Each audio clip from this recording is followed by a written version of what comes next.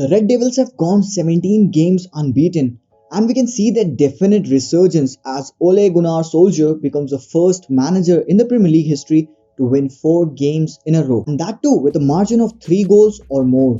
They have now gone from underachievers to record breakers under Ole, with much of the plaudit reserved for Bruno Fernandes. So, how did Manchester United manage to turn their fortunes around? It's all coming up in today's video.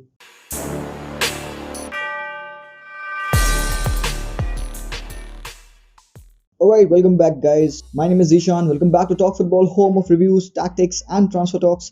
United have seen a massive improvement in their performance since the league has restarted after the lockdown, and arguably the sole reason of their 5 wins in 6 games has been the induction of one Bruno Fernandes. The Portuguese international is now the first Manchester United player to be involved in 12 goals in the first 10 games. Talk about impact.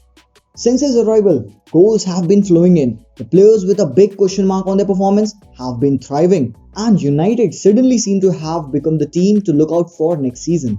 But before we get into how much United has improved, let's consider how they looked like prior to his arrival. Since Sir Alex Ferguson left, Manchester United have lacked verticality, dynamism in midfield. They often sat back and defended deep and relied only on counter-attacks to score, with the lack of movement in the final third. Although they did win sometimes against the top 6, but their form against the mid and lower table teams were pathetic. To resolve this issue of build-up play and to have more control on the ball, United since 2016-17 season have spent at least £40 million on a midfielder every year. Be it Louis van Gaal or Mourinho or even Solskjaer, all have failed to bring the best out of United for years. In the past 5 years, United has finished just once in the top 3, that too 19 points behind the champions City in 2017-2018 season. And this season as well, United have been mostly awful in the first half of the season, losing 8 and drawing 10 in 34 league games. But since the arrival of Bruno Fernandes from Sporting CP in January, United have shown promise. Prior to his arrival, Ole's side was accused to be lacking ideas and were often jeered by their own fans. United were losing matches they shouldn't. Burnley and Crystal Palace at home, West Ham and Newcastle away, the relegation-threatened team Bournemouth and Watford away. I mean, they have had truly awful results against such weaker teams. But the signing of Bruno hasn't just brought the little bit of creativity in the team, but they look like they will be genuine threat to City and Liverpool next season. So let's talk about it all, step by step. The development of United has been the result of a few but risky decisions. Firstly, selling of Romelu Lukaku to Inter Milan. It wasn't a shock as the Belgian was deemed unfit to play at United. This led Anthony Martial being handed the number 9 role as well as that position. This in turn helped their attack become more energetic, more fluid, and both Martial and Rashford on the left were able to shine. Secondly, the loan move of Ighalo helped Martial and others to rest and also have a third dimension in attack. Ighalo hasn't been a disappointment as he has given brilliant performances whenever he plays. This calls for a permanent signing being made for that position. Moussa Dembele of Lyon has been tipped to join the Red Devils. Thirdly, investing in defense to fill the holes left in by underperforming players. Solskjaer, with the money from Lukaku's sale, persuaded Ed Woodward and others for the signature of Harry Maguire and Aaron Wan-Bissaka. It has proven a shrewd call, with both men now fixtures in the backline and are now United's most consistent performer, with Maguire now being the captain of the club.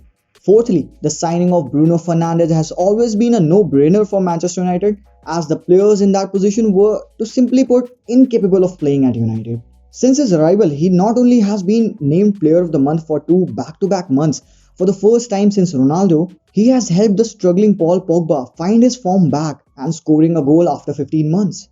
The Bruno effect at United has been incredible, but if you need a clear picture, consider this. Since his arrival and taking the 9 matches that he played a part in, United are ranked first in the Premier League.